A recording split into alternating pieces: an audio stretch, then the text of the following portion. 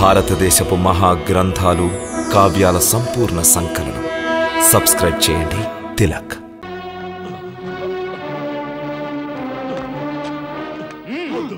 వద్దు మహారాజా, సుధాముని క్షమించండి, దయచేసి సుధాముని క్షమించండి. వాని మూర్ఖత్వాన్ని మన్నించండి. నిజానికి తను పిచ్చివాడైపోయాడు. పేదరికం వానిని ఈ పరిస్థితికి దిగజార్చింది. అతను మన లోకంలో లేడు మహారాజా. ఒక పిచ్చివాడిని మా సమక్షానికి ఎందుకు తీసుకొచ్చావు? మహారాజా, ఇతని పేదరికాన్ని చూసి నాకు జాలి కలిగింది. 3 దినాలుగా ఇతని పిల్లలు, ఇతని భార్య పిడికడన్నానికైనా నోచుకోలేదు. ఆ పరిస్థితిలో నాకు మీరే గుర్తొచ్చారు. తమరు దయామయులు రాజా. తమ కృప ఉంటే సుధాముడు తప్పక తరిస్తాడని భావించాను రాజా. కానీ ఈ విధంగా జరుగుతుందనుకోలేదు. నేడు ఇతనికి పిచ్చి మరీ ఎక్కువైపోయింది మహారాజా. ఈ మూర్ఖుడు మరణిస్తే ఇతని భార్య, ఇతని పిల్లలు సైతం మరణిస్తారు. అలా జరిగితే తమకు అపఖ్యాతి మహారాజా, తమకు అపఖ్యాతి. ఏమంటున్నావు నువ్వు? మాకు అపఖ్యాత? ప్రజలు మమ్మ నిందిస్తారా? ప్రజలకంత ధైర్యం ఉంటుందా? వారు తమను నిందించగలరా మహారాజా? నిజానికి మహారాజా, ప్రజలు తమను గురించి ఏమనుకుంటున్నారో తెలుసా? ఏమనుకుంటున్నారు? ప్రజలందరి దృష్టిలో తమరు భగవంతుని కంటే గొప్ప దయాహృదయం గలవారు.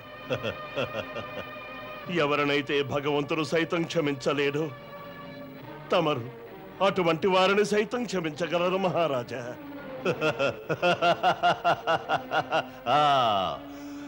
మేము భగవంతుని కంటే గొప్ప దయా హృదయం గలవారం. మేము భగవంతుని కంటే గొప్ప దయా హృదయం గలవారం.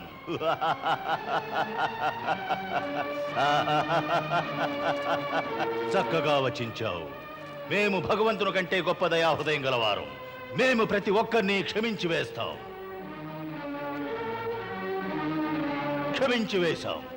క్షమించి వేశాం అతన్ని.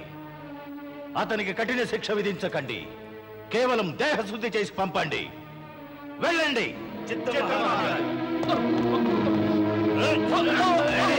శ్రీకృష్ణ!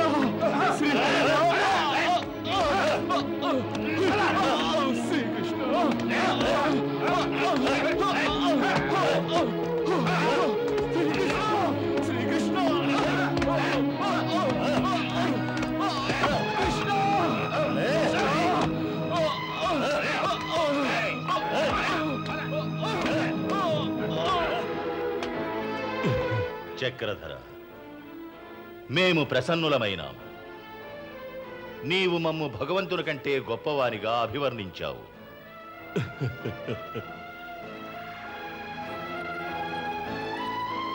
ఇదిగో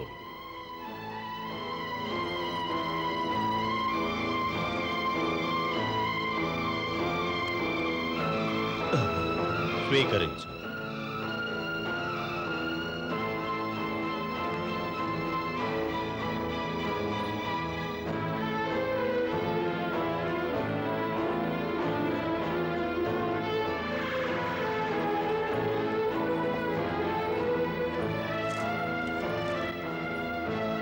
మహారాజులకు, మహారాజులకు!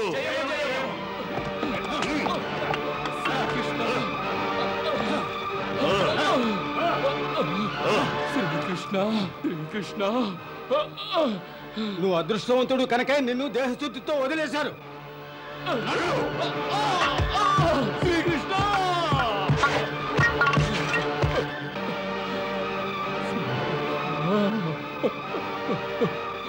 శ్రీకృష్ణ!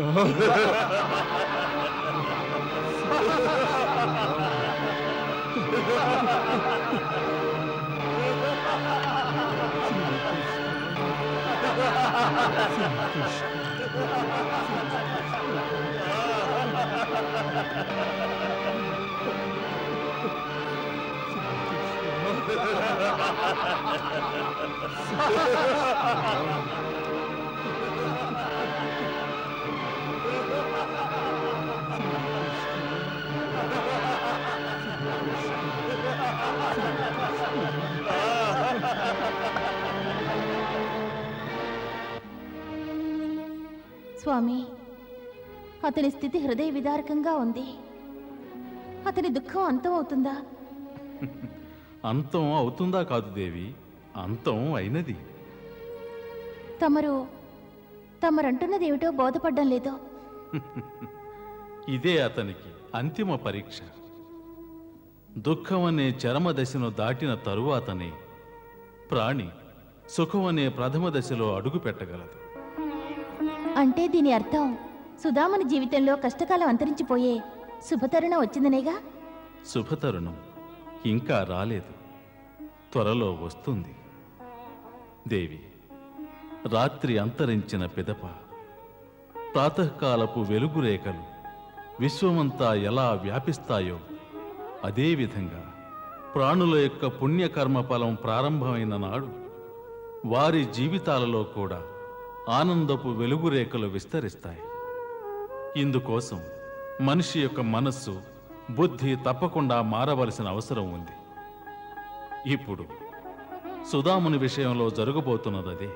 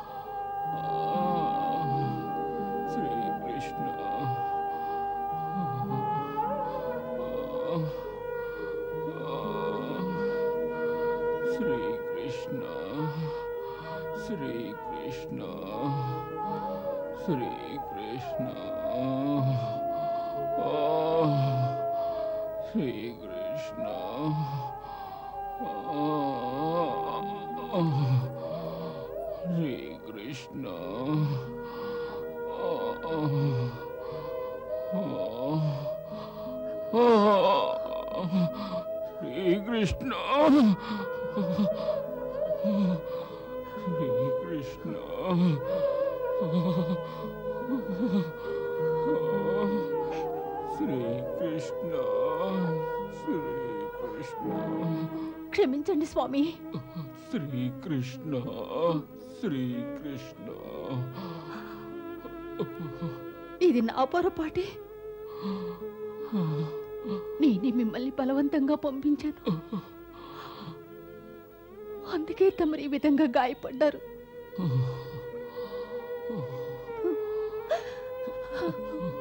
భగవంతుడా, మేమేం తప్పు చేశామని మమ్మల్ని ఇలా పరీక్షిస్తున్నాం? లేదు వసుంధర, ఇందులో భగవంతుడిది ఏ దోషము లేదు.